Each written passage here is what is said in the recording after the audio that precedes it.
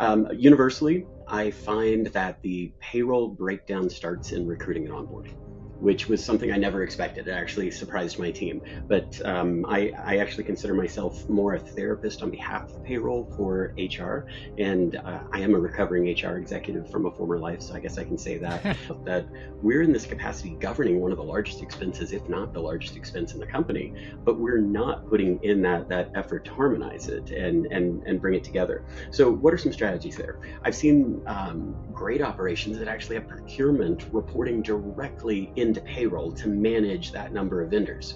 That's unrealistic for most of us to make that happen, even if we have huge teams, right? Managing a global team is complex, but Deel makes it simpler with payroll, HR, IT, and compliance all in one place. That's why over 35,000 businesses trust Deel to hire, pay, and manage their teams worldwide. See how Deel works at deel.com/nickday.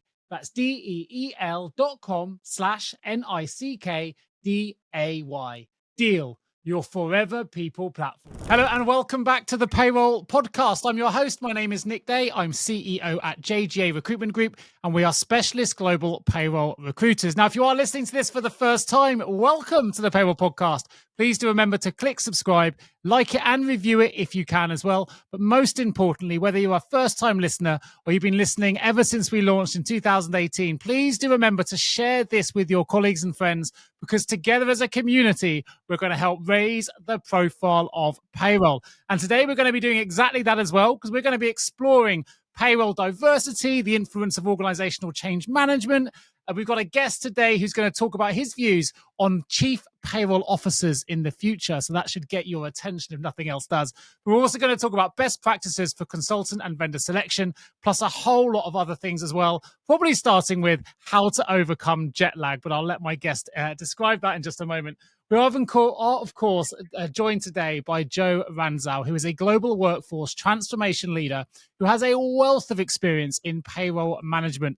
Currently managing director at Grant Thornton, he's leading significant payroll transformations across the globe.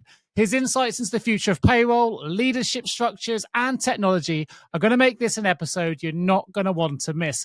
And I met Joe last year at Payroll Congress as part of an executive summit panel where his insights on AI and how that's influencing the payroll space pretty much blew the minds of everyone in the room. So we're in for a pretty good conversation. So Joe, without further ado, welcome to the Payroll Podcast. How are you feeling? Hey, thanks for having me. I'm excited to be here. Super excited to have you. You know what I'm going to start with? First question I ask all my guests. We've talked about it already, but what does the word payroll mean to you? You know, it's a great question. As a listener of the podcast, it's something I've thought about, and a couple of your guests have actually said it, and it resonates with me. It means trust, right? Payroll's the manifestation of the commitment of a company paying us for our time, our labor, the work that we do for them, and we have the obligation and the duty to make sure folks are paid accurately, timely, and in a compliant manner. So trust. Fantastic. And I did mention briefly in the intro, you're slightly jet lagged today, so we're very fortunate to have you on the call. But rather than me give the reasons why, I mentioned, of course, you are a global professional managing huge global transformations. I imagine that may have some impact on why you're jet lagged today, but tell our listeners about where you are in the world and why potentially you're struggling. Yeah, well, so I'm actually probably in one of the oddest places for someone to find me. I'm at my house in Central Texas, just outside of Austin, which doesn't happen very often for those that know me well. So one of the things that my good friend Linda Overton and I like to talk about at payroll conferences that we go to when we're speaking is the ability to travel the globe in payroll. And it doesn't, and I know we're going to talk about it in a little bit, it doesn't necessarily mean you have to work for a large multinational with hundreds of thousands of employees in order to do that. Plenty of small companies have global payrolls. So for me, I'm jet lagged. I just got back from a week in Asia, actually working in HR and payroll, but for an M&A deal where we're actually having to untangle payrolls for divisions that are being carved out of a company and being sent elsewhere. And so that payroll expertise that my team and I bring is supporting a major transaction, not even from a processing perspective, but from M&A. But payroll, it's not something I never imagined, has taken me to more than a dozen countries around the globe, routinely on planes. Maybe that's a little more my style as well, doing face-to-face interaction. I find we get a lot more done that way. Yeah. But no, definitely jet lagged. I still haven't found the trick to recover coming back from Asia. But I think I've mastered Europe. I've seen you a number of times, and Max and others coming back. So I figured that one out. Asia's still a little bit challenging for me. Nice. Well, I'm hoping to come and visit you in Austin when I come out in April. So I'll hopefully you'll be in Austin that time of the year. I, I, So, I'm laughing because you sent me those dates. I'm actually in Germany right at the beginning of it, but I'll be back in time before you leave. So I okay, will see good. you there. Fingers crossed. Well, something I'm quite interested in because, of course, you've got teams that manage the transactional elements of payroll, but Mhm. there must be some nuances between some of the regions. You mentioned you've been to 12 countries, in particular, just in your role at the moment. But are there any kind of differences in the way that certain regions approach payroll, or are they quite generic? Do we all approach it in the same way? Are there some kind of nuances between maybe the way that UK approaches it versus the US, or even in Asia and Japan, or are we all quite aligned? Sure. Great question. So I'm going to flip it maybe a little bit. One of the misconceptions I get is that maybe US payroll is easy, right? Because you're one country, versus where folks like to talk about a lot of complications with payrolls with workers' councils or the tax regulations in Japan, et cetera. But in actuality, the US is an amalgamation of 50 plus different payroll regions, plus all the state Yeah. and local nuances that you have. Well, the local nuances that you have to manage on top of it. I would say that it is different by region. I'd say some countries are much more aggressive in how they manage compliance and filings. They'll show up with handcuffs if something goes sideways, depending on the region. Not necessarily looking for that payroll person, but for that most senior executive. Versus other regions that are much more after the fact to clean things up. So I do find a significant amount of diversity, and I find differences in technology. Some of it maybe just because the population's not big enough to justify a major investment yet in that particular region. So you're dealing with something kind of old, maybe that legacy on-prem stuff versus the cloud innovation that we're finally starting to see in other parts of the world. It's interesting. So there are so many variables in payroll, which is obviously what makes it unique or makes it exciting. And payroll operations range from small businesses to multinational corporations. They're in different countries. Some have just domestic, but that can, as you said, could be really complex if you're in multiple states. So it could just be a single state, which in the face of it might be simple, but there could be sort of little nuances and complexities within even a domestic payroll of just one state, right? So what are some of the key strategic differences that should be considered when managing payrolls of different sizes and maybe different regions? Are there some common trends and common things we should be looking out for? So interesting. What I tend to look for, where my mind's actually going with that question, given the different sizes of payrolls, how you scale, how you manage, is more around the scalability of what you're doing, the number of people, making sure you have the controls in place, and as you start to grow, making sure you have the proper expertise to support it, whether it's in-house or a third-party provider. And often that maybe you're using an outsourcer for part of it. Maybe that outsourcer doesn't actually provide deep technical expertise to bring to the table, and you need to get someone else in there. And so having that team, having that structure, I think is important. And I think sometimes it's missed because payroll's a little bit reactionary in the sense that we're usually not consulted right before something happens. We're usually handed something and we're handed a deadline. It's usually maybe even unrealistic in a payroll sense. And we have to react, we have to respond to make sure that we do all the things that we do every day to keep the world paid. I'm not sure I answered your question, but maybe that's Well, a part. yeah, let me change the question. Someone said something to me recently, and I guess it made me stand up and think. And one is, well, actually, someone came to me with a title of, so there needs to be a new title in the payroll profession of, we're going to talk about chief payroll officers later, but payroll doctor needs to be brought in. We need payroll doctors, right? And these are people that are flowing in, probably people like yourself, Joe, where there's a major challenge or an obstacle. You need to come in, diagnose the problem, patch it up, get it moving again, and work it out.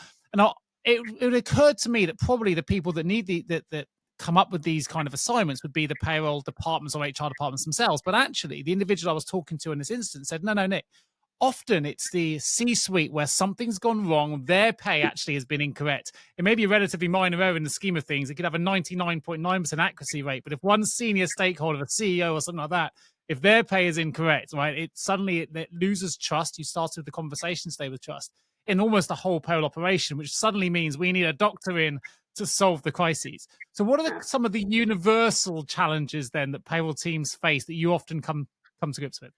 Yeah, so thank you for managing my jet lag, and clarifying the question for me. And yes, this happens, and more often than not, I am brought in by finance, whether or not, and usually there's been a pay affecting issue that brings someone like myself in. Universally, I find that the payroll breakdown starts in recruiting and onboarding, which was something I never expected. It actually surprised my team. But I actually consider myself more a therapist on behalf of payroll for HR. And I am a recovering HR executive from a former life, so I guess I can say that. But I spend most of my time fixing HR, IT, and finance so payroll can run effectively rather than fixing payroll. Now, sure, payroll can make errors. We maybe fat finger something now and again, but that's usually not the case, especially with the technology that we have today. It's pretty good at actually processing the payroll. It's staging all of that data. And again, I never expected to find the breakdown at recruiting and onboarding, but a classic example from several years ago, worked with a large call center operation that had massive swings, meaning seasonality in their business, where they needed to hire 500 people a day for 3 weeks, right? Just bringing on thousands of people for ramp up. And a recruiter could hire 500 in one click. And during that process, standard modern system, they'd done all these things to make it great, but they had to pick employee type in order to assign benefits. But it was one of those things where the recruiter didn't actually know what that field meant. It used some type of code that didn't mean anything. They just had to click a button to get through with their job. And so they'd click a button, they'd pick one, they'd move on. But it was one of those systems that then the next transaction layered on top and the next and the next. And by the time that error got discovered, people had been paid wrong. Their benefits had been wrong. And we had to pay people manually to go back through the process to each person, record all of the transactions that had happened, back each out, fix that one change, and then put all of those transactions back in. And that sounds extraordinary, but I find it almost everywhere, whether it's impacting their comp, their bonus, the job structure that they're in. It starts in recruiting and onboarding. And that's one of those things that surprised me to this day. Well, it's interesting hearing that from a recruitment point of view. Obviously, from my perspective, it's the world I operate in, or we specialize, albeit in payroll-related stuff. I thought you were going to say it's because often finance don't get the right level of payroll talent in the first place. But maybe actually you gave a completely different example there. So you went somewhere I wasn't expecting, but that obviously makes total sense. And actually, I was talking to an individual this week, actually, who was saying to me that on average, they work in the consultancy field, but most of the clients they work with and they're brought sort of flowing in to deal with a global project is actually the typical kind of payroll function they deal with will often have between 19 and sometimes 30, even 40 different vendors they're working with to deliver their payroll. And that kind of really surprised me. I've been doing this for 20 years. I never realized there were sometimes so many vendors or so many Mhm. providers involved in one payroll operation. So I imagine a lot of the work as well must also be with alignment and sort of making sure they're all talking to each other. I don't know, that consolidation piece. There's a lot of noise at the moment with new solutions coming to the market. So for the payroll professionals out there listening to this that don't really know where to start, don't know where to start that consolidation or can't even identify where the problems are coming from, what's the kind of the stage process you would take them through? Yeah, so to your point, most payroll systems, well, so you're just talking about vendors, right? Yeah. From a payroll perspective, I'm thinking of the technology overall. So your average single payroll has anywhere from 8 to 18 systems coming in it just to process one payroll, whether that's the core HCM data, it's finance data, equity compensation benefits, et cetera, all coming in to process that payroll. Then you're starting to talk about a global company, right? Multiple payrolls, multiple legal entities. I'm thinking of one example where I have a client with over 600 legal entities across 30 countries, and Wow. Okay. they're in the ballpark of they're actually not too bad. They're only at maybe 50 payroll vendors.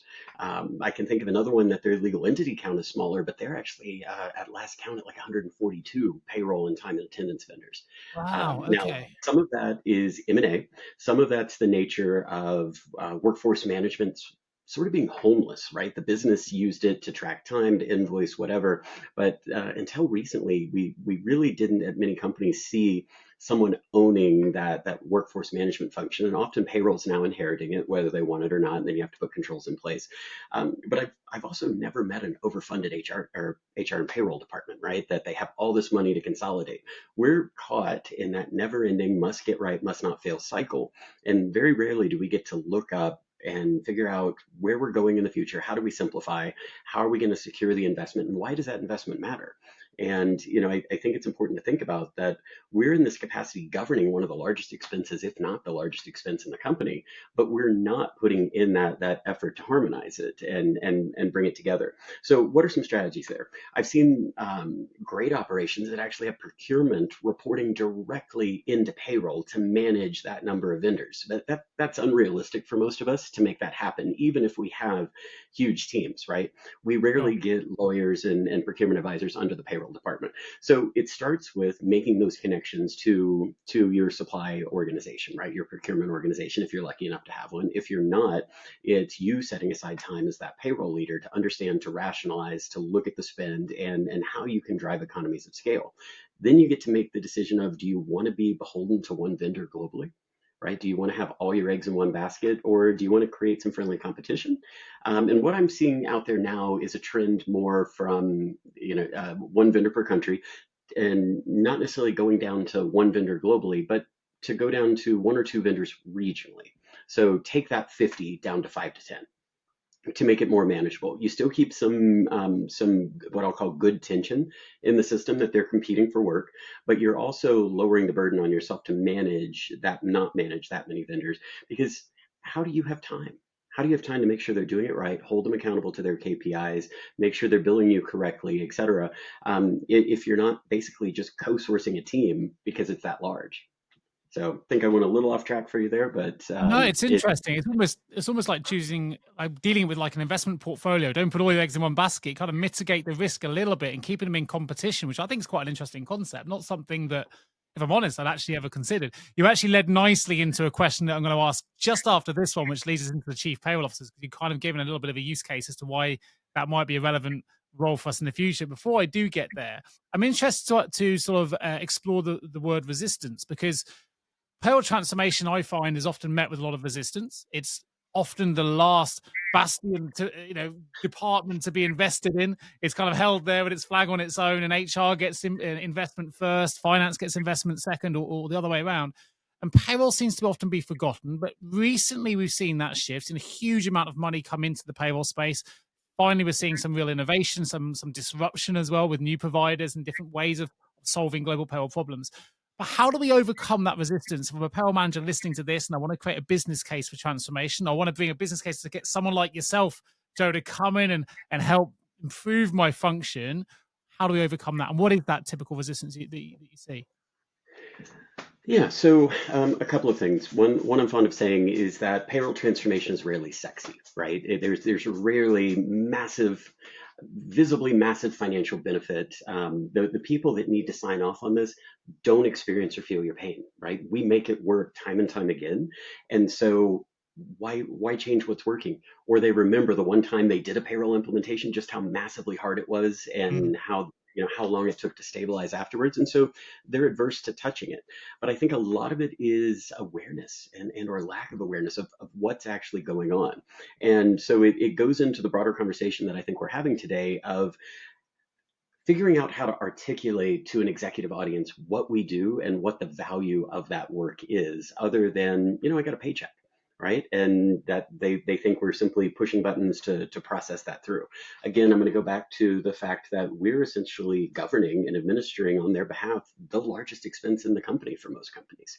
And once you start quantifying it, once you start showing that complexity, it really matters. So from a business case perspective, what you're asking about, where I start, most companies think through an IT mindset.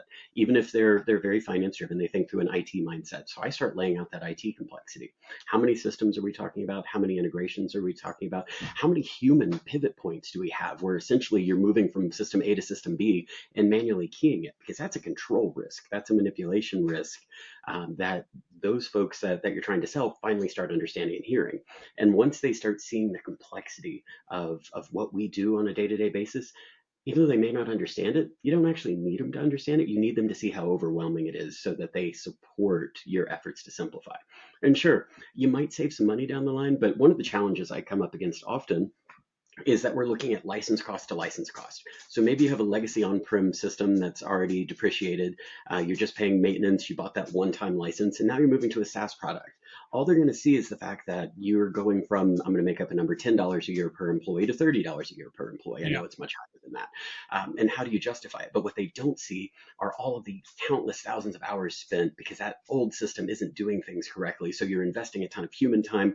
They don't see necessarily the regulatory penalties that may be paid because you're paying people inaccurately or not doing your meal breaks in California or something of that nature. And so you have to bring that entire picture together to give them a true cost. But you have to change that mindset that it's not just IT system to IT system. So you bring in the complexity, you bring in the dollar amounts, you bring in, and maybe feels a little bit vulnerable, but you start showing the complexity that you're managing, the risk that you're managing on a day-to-day basis by not getting this investment. And sometimes that can feel a little bit awkward, but you're educating so that the leadership then understands why and how they need to support you to move it forward.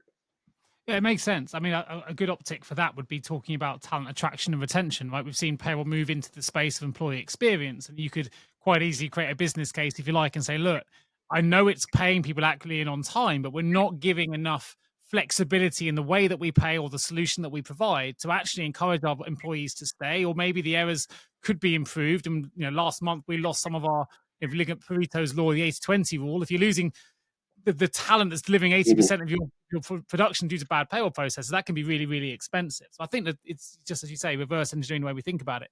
But you've highlighted a few things already today. You've talked about how payroll often is responsible for arguably the highest cost of any organization, which is often the workforce, the complexity, the importance of risk control processes, the how much value can be gleaned from transformation and improving processes.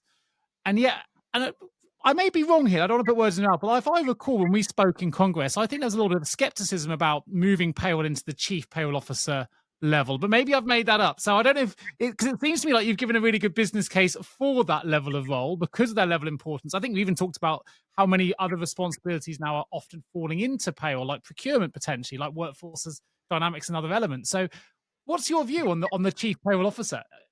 So maybe it's the unpopular hot take, but I'm going to say I'm skeptical. Now, I'll caveat that with I absolutely think in most mid to large organizations, payroll should have a direct reporting relationship into the C-suite. That doesn't necessarily mean they're in the C-suite. Why Sure. do I think that? A couple of things. One is we don't speak that language for most of us. And what do I mean there? Um, Payroll is a must get right, must balance, must tie function, right? There is zero ambiguity in what we do. It is binary. Was it correct? Was it not correct? And how do we manage it? Where in most corporations, what leadership is doing is navigating that ambiguity. They're trying to navigate markets, they're trying to navigate business trends. They're spending their time adjusting the trajectory of the company in order to be successful. And they need folks like us that are very black and white or binary in how we're thinking and processing, but that doesn't correlate into what they do. Now, again, going back to that conversation we just had on the risks that we're managing, et cetera, we do need their ear. We do need them to understand us and we do need their support. It doesn't mean in some outsized organizations, when I say outsized, I'm saying 200,000 or 300,000 people or even 1 million people that you don't make someone in the C-suite have direct accountability for payroll in their scorecard. But I'm not convinced yet with the chief payroll officer. I think we can see some value prop. I think maybe it's shifting. I love what Australia is doing, actually making it a formally recognized career path with college courses, et cetera, so that folks don't just fall into payroll like all of us, including Yeah. myself. But it's more deliberate in building the skill set. But no, not sold yet on the chief payroll officer. I can be. I'm open to it, but I'm not seeing it there just yet in most organizations. Attention, payroll leaders. If you're listening to this, you already know that payroll has never been more complex. Compliance risks are rising, skilled talent is scarce, and getting it wrong can cost your business way more than just money. It can cost you trust, retention, and of course, brand reputation. I'm Nick Day, host of this show and also CEO of JGA Recruitment Group, specialist global payroll recruiters. Here at JGA, we're so passionate about payroll, we've even turned it into music. Don't believe us? Head to your favorite audio platform and search for Payroll Powers the World, and you can quite literally join us in song about how we believe payroll deserves its moment in the boardroom to shine. At JGA, we'd like to think our passion shines through to our recruitment results as well. With a 97% retention rate and an average 19-day job brief to hire success rate, we work fast, we work strategically, and we work with purpose to connect you to the hidden payroll talent that job ads and direct search methods will simply never reach. So if you're hiring or indeed planning to hire, why not partner with the experts that are shaping the future of payroll? Partner with jgarecruitment.com today, or better yet, drop me a message directly, and together we can make sure your next payroll hire is your best one yet. I think for me, I'm still on the fence. I think there's absolutely a use case for certain organizations, but it's a case by case basis. And I know that's kind of a very much an on the fence response of am I in the camp or am I not? But I think payroll is so diverse. We talked a little bit earlier about the different natures of payroll, whether it's domestic, whether it's global, whether you're a small sized organization, a large sized organization. I think even the vertical, the sector you specialize in can have an impact. I think if you're working in a partner led organization, it's going to be much harder to get that chief payroll officer, but maybe in a private enterprise, smaller firm, absolutely could be possible. Depends on the nature of the work that you're doing. So I think the one thing that I'm keen to establish is I think sometimes we lose sight, certainly from a content perspective, by pushing that narrative too hard. That there needs to be this thing. It's almost become a bit of a thing on the payroll people's shoulders that we need this C-suite, representation, and actually that takes our focus off a little bit on the value that we are giving. And maybe my perspective is different because I'm from the world of talent, and there aren't many talent people in C-suite. There aren't many procurement professionals on C-suite. That doesn't mean they don't have huge value in an organization. I think it's the value bit that we need to be focused on. But I'd ask you back, sorry, go on. Well, I wanted to make one point before we move on. If you think about it, so I'm going to go back to the episode you did recently with about Amazon and their payroll, right? 1.7 million people are getting paid by that operation. It's massive. Several thousand people reporting in to that leader.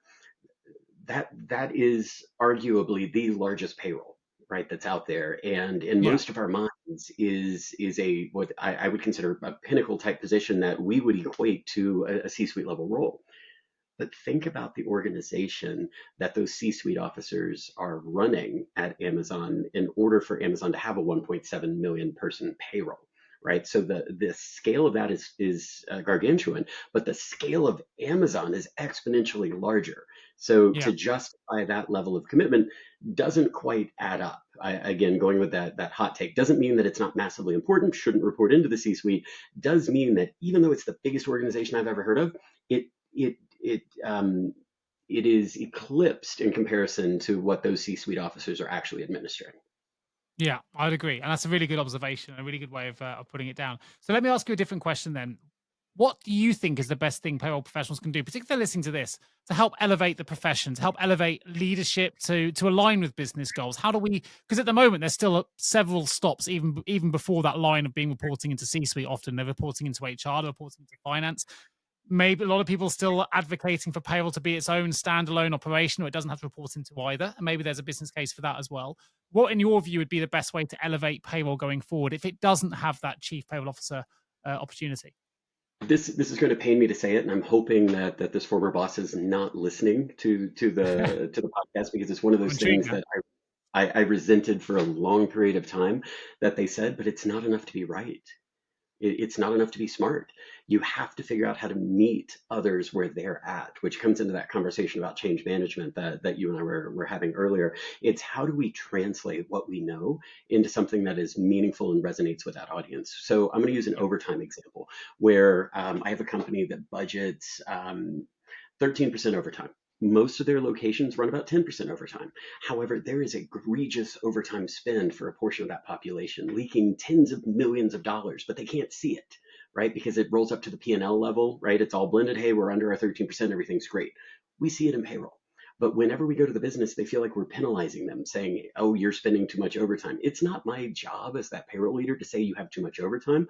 It's my job to give you data in a meaningful way that you can then use it. So what do I mean by that? We started and we quickly learned that just by telling them their overtime spend was too high, we were getting lots of blowback. So we had to translate that for them to say, hey, by location, by manager, here's what you're actually spending. We know you can't see this.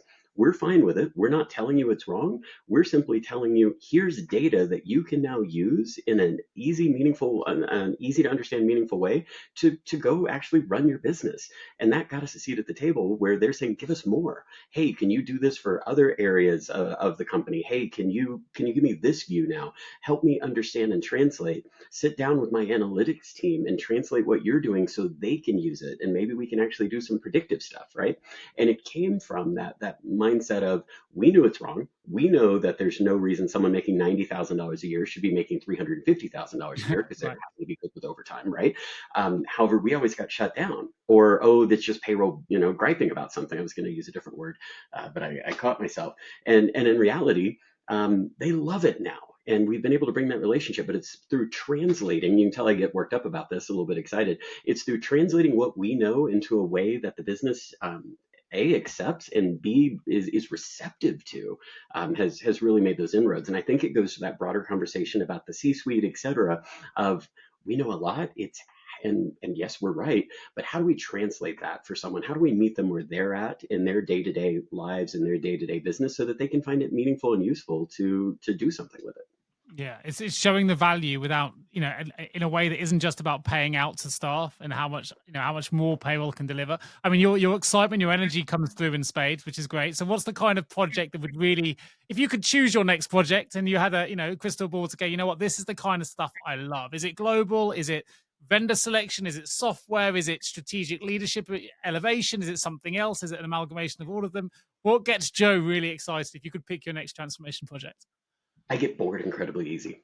So I love a challenge. I love untangling. I love that complexity. I do like global in nature. I'm not going to lie. Despite the fact that I don't think I've had a reasonable night's sleep in about 3 months, I enjoy going, meeting, experiencing new places and new cultures. And so definitely from a global perspective, I think there's so much opportunity for anyone at any stage in their career, even if you're at a small company, to help simplify and prepare an organization for growth, right? We're all in business. We're all in business to grow. Maybe you might be in government or a not-for-profit, and then you're happy to keep sort of a size and a status quo. But those of us in the commercial space, you the goal is to get larger. And so how do we help prepare to be scalable down the line? I find a lot of times, again, we talked about it, payroll's underinvested. There's a lot of merger activity and we never harmonize, we never integrate. We're just going to keep two providers. We don't want to disrupt things. We don't want to move pay schedules, et cetera.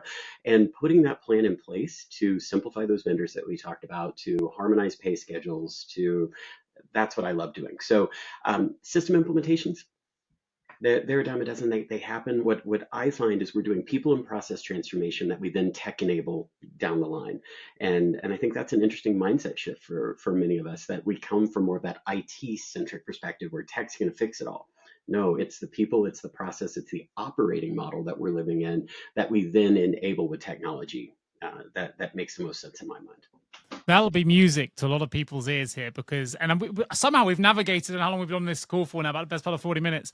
We've navigated the entire conversation without using the word AI, right? You've used the word technology, you've used the word talking with IT teams. Yet people that are listening to this are fearful of AI, and I understand why. There's a lot of headline making, kind of, I don't know, viral based posts out there. They get a lot of clicks, and they're often built on the back of fear. I don't know if it was deliberate or not, Joe. I have to ask you the question whether you've deliberately omitted using the word of AI. But a lot of projects now, a lot of payroll professionals are interested in leveraging AI effectively and utilizing the technological advantages it can give you. I think payroll department's been using AI for a long time in terms of automation, but else it takes it to the next level. So not necessarily to segue off into too much of a black hole here, but what's your view in AI? Are the AI projects exciting you? Do you think it has an opportunity to really change the way we know payroll as it is today? I'm a little fatigued by it. I to get that. be honest, whether or not that's justifiable or not, whether or not it's rational, I'm fatigued by it.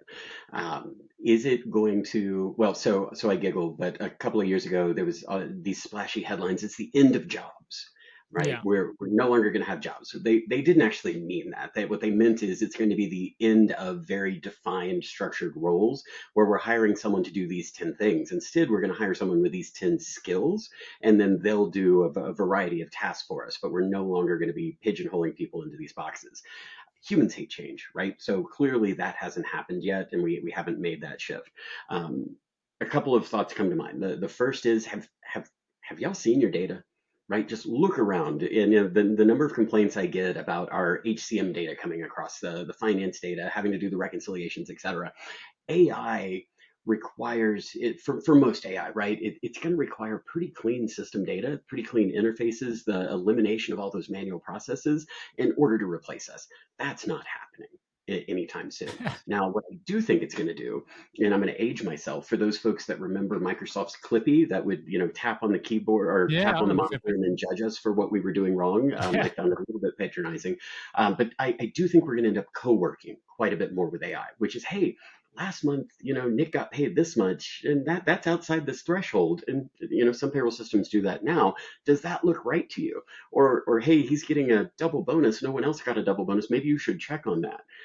That's coming if you don't already have it, and that's very helpful as we move forward. The other thing I think we talked about, maybe on the Payo LinkedIn Live, is agentic AI, which is it can do lots of different things, but I'm finding AI very helpful for engagement, whether that's answering what I would consider tier one questions, just hey, help me find my payslip, right? Old help functions would give you 8 articles, none of which were helpful, and maybe a 10-minute YouTube video for how to go find your payslip. New AI just goes, hey, new chatbot, here's your payslip. Did you want another one?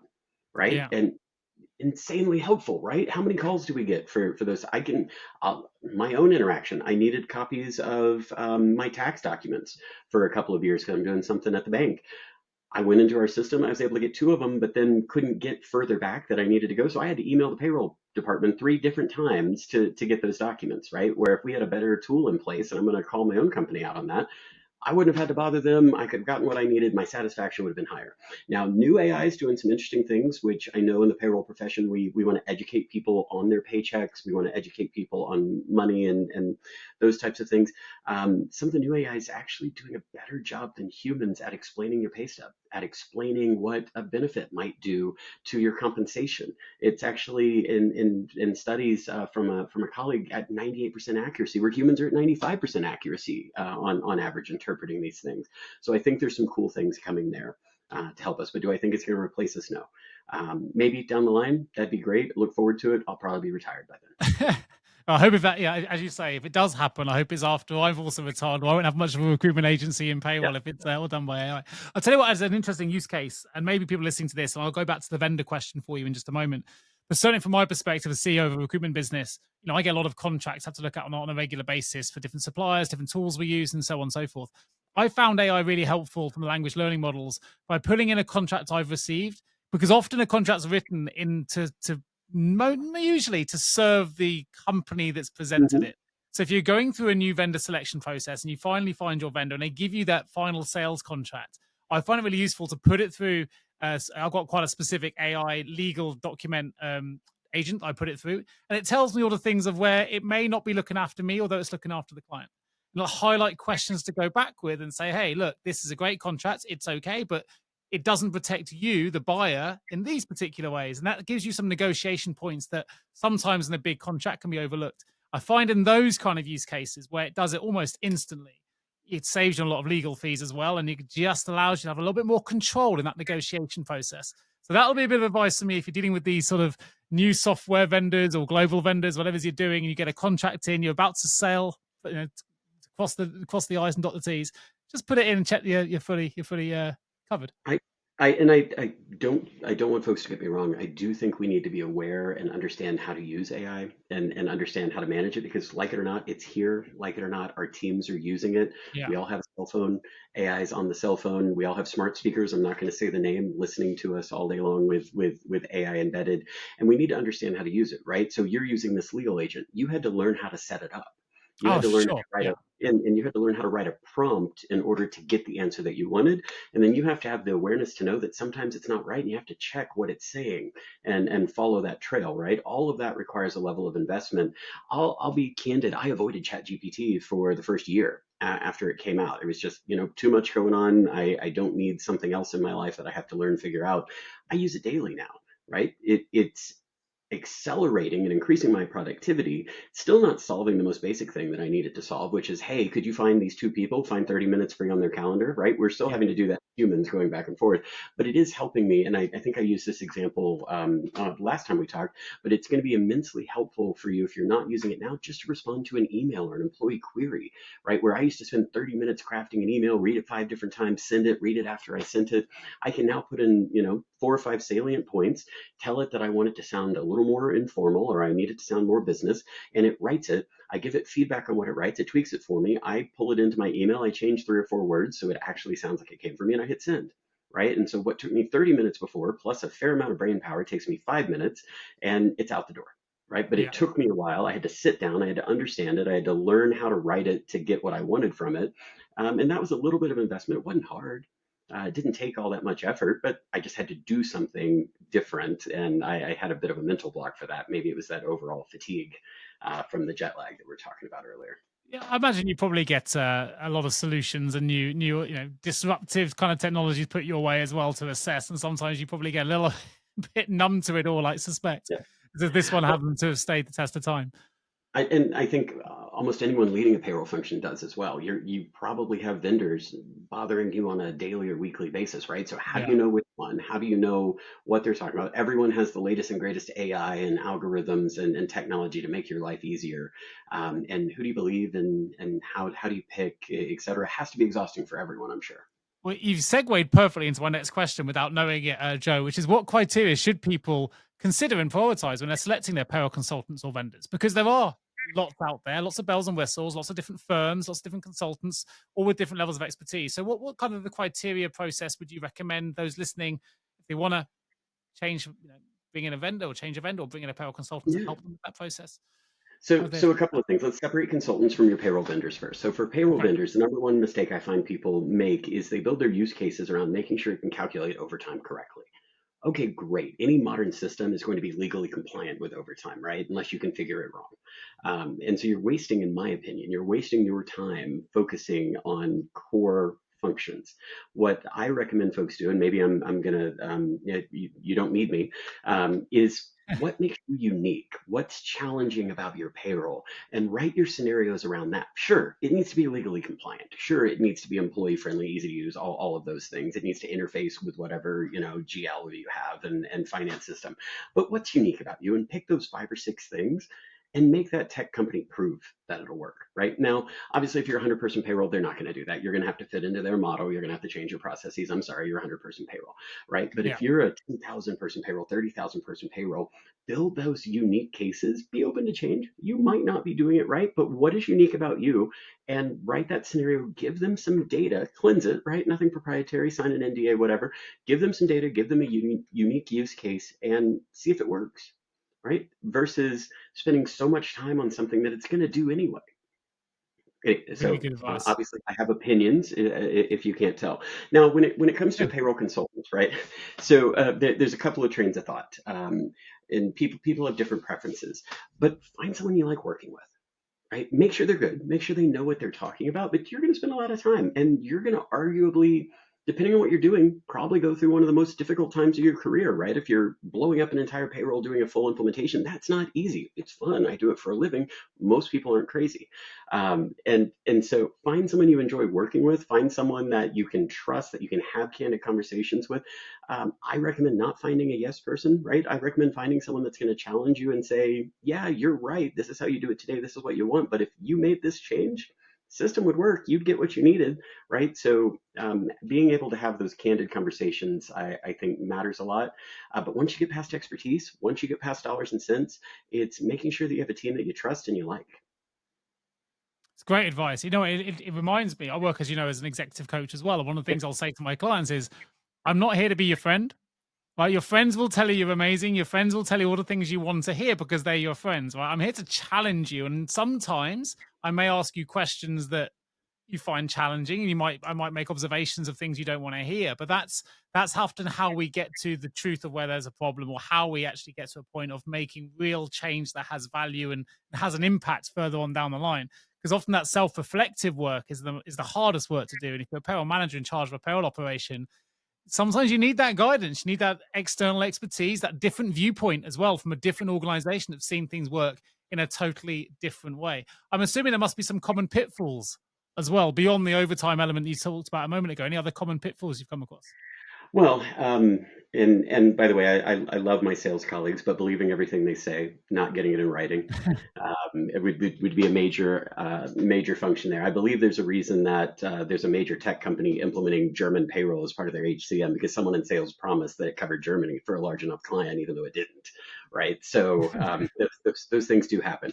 Um, I would go to make your requirements easy to track, right? I use a requirements spreadsheet. I have for workforce management around 180 standard requirements. For time and or for payroll, I have around 300 standard requirements that we then tweak based on the company that I go through. You don't have to have that many, but make sure you have your requirements clearly defined and make sure you tie them into the contract. Make sure you can trace that they have committed to out of the box functionality, customization. I know customization doesn't exist anymore, it's all extensible, but make sure if it's important to you, it's there. There's a plan. It's documented for how to do it. So often people just sign the contracts. They don't actually clearly, and actually, by the way, the people at your company negotiating the contracts usually aren't the ones that have to implement the system and live with it. So you have to actually even get a voice at that table to begin with to get those requirements in place. But I think that's the biggest pitfall is not actually codifying requirements and then being reasonable with them because even the best technology cannot do everything, right? So you will have to change at some point. You just want to minimize the amount of change, unless it's the right change that you have to do. But the biggest piece of advice I can have is have clear, easy to understand requirements and make sure it's in the contract.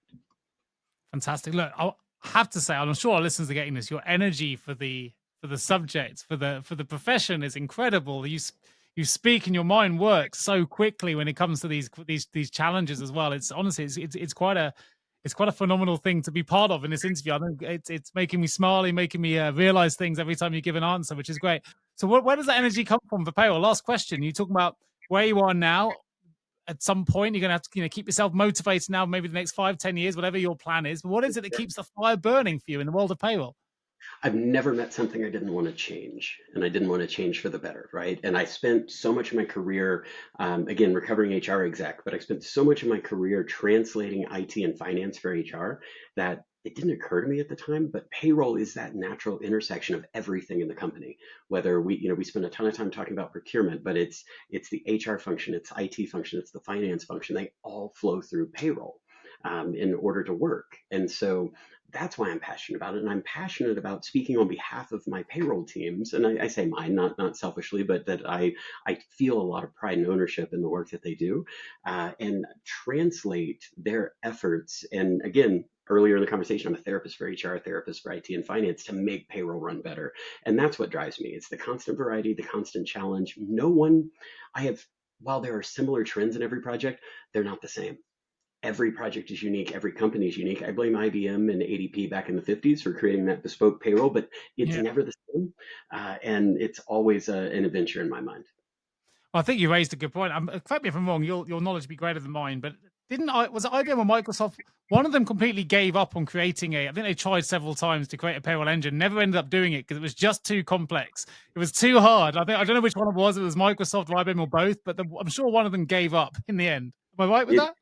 Yeah, I do believe, I don't recall exactly which one it was. Now, I do believe IBM did create one, right? Because they partnered and built the mainframes, et cetera. So we're gonna take IBM off the table. But Okay, there it are a must have lot of Microsoft. tech companies, certain electric car, satellite-based internet, et cetera, trying to build their own payroll engines, workforce management engines, and they even our search companies trying to do it, and they realize just how challenging it is, Yeah. especially when you start going globally, that it's something that the smartest minds struggle with in order to how to solve. And folks, we live it daily, right? This is what we do. And so again, it's translating that day-to-day never-ending cycle that we're in, that we love, into something that folks navigating ambiguity and focusing on strategy, et cetera, understand. And again, you talked about passion.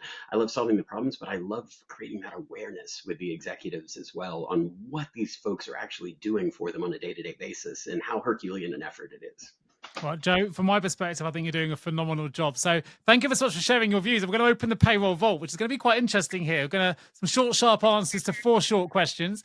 First is this: one piece of advice. So what piece of advice would you give to payroll professionals who are looking to make a bigger impact in their organizations? I would say go and talk to folks in the business, understand what their challenges are, and see what you can bring to the table. But go have that conversation. Make a friend. I love that conversation you had with Global Mobility where they made friends with payroll. Go make friends with Yeah. Global Mobility. Go talk to someone in tax, but go talk to people in the business to understand how you can better partner with them. I think just that simple act of conversation drives so much value. Totally agree. Collaboration is absolutely key. So, question on visionary change then. If you had the power to change one thing about payroll with one action or improvement, what would that action or improvement be? I would say accurate HR data. Nice. And absolutely imperative if you are going to follow any kind of AI journey anyway, right? You can't follow Mhm. any kind of AI journey, not really, if you want it, if your data isn't clean. So, really good advice. What about if you could give future payroll leaders one skill they absolutely must develop right now? What would it be? I would focus on your emotional intelligence, understanding how to meet people where they're at, and understanding how to translate what you're feeling, experiencing, et cetera, for them. We all have it. Some of us, and it's actually the intelligence that can be learned, that can be improved, but it drives such dividends to be able to meet people where they're at in their journey, and brings you a lot of value to get what you need as well. Beautiful. And my last question, a bit of fun for you. So, if payroll was a theme song, or if it was a movie, if it was even a book, whatever you choose, what would it be and why? So had this great debate over the weekend while I was flying back with some colleagues on what, because I knew you were going to ask this question, what I was going to Yeah. pick.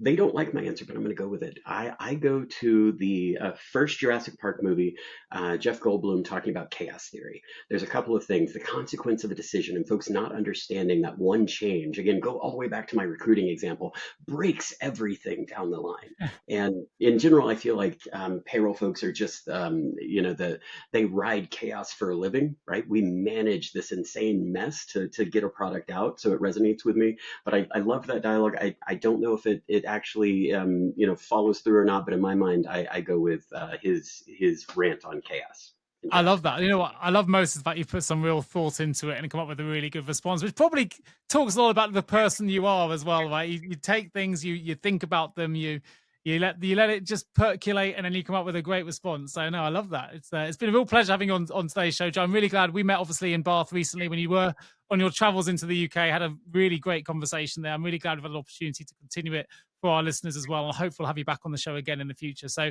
hopefully for those listening, you've learned a little bit more about payroll transformation, about global payroll, about the future of chief payroll officers, maybe not, but where we sit, how we Maybe. can bring value to organizations, advice on consultant selection, advice on vendor selection, and so much more as well. So, Joe, thank you so much for sharing your expertise with me on the Payroll Podcast today. If people want to find out more, if they want to connect with you online, where shall I direct them?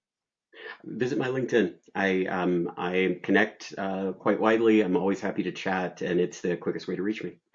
Fantastic. So I will make sure your LinkedIn profile is absolutely visible on the show notes. If you're listening to this and don't want to find out or can't find his own LinkedIn profile, go straight to the show notes. You can click straight through there to connect with Joe directly. And thank you all to our listeners for listening and tuning into the Payroll Podcast once again. If you enjoyed this episode, please do remember to subscribe to it. Please like it. And most importantly, share it with not just with your colleagues and friends this time. Listen to Joe. Share it with your counterparts. Share it with your mobility functions, your HR functions, your finance functions, or even your C-suite. Maybe this can be the episode that unlocks the door to that better communication between yourself and payroll and the C-suite above. So let's hope that does something for them. And Joe, thank you ever so much for being with me on today's show. It's been my absolute pleasure. Thanks for having me. Global teams are more connected today than ever, but managing payroll, HR, and IT can still feel fragmented. But Deel simplifies global work with one platform that keeps everything running smoothly. No compliance guesswork, no third-party payroll, just seamless operations backed by 24/7 expert support. That's why over 35,000 companies trust Deel to handle their global workforce. Visit deel.com/nickday to see how Deel can help. That's DEEL.com/NICKDAY. Deel, your forever people platform.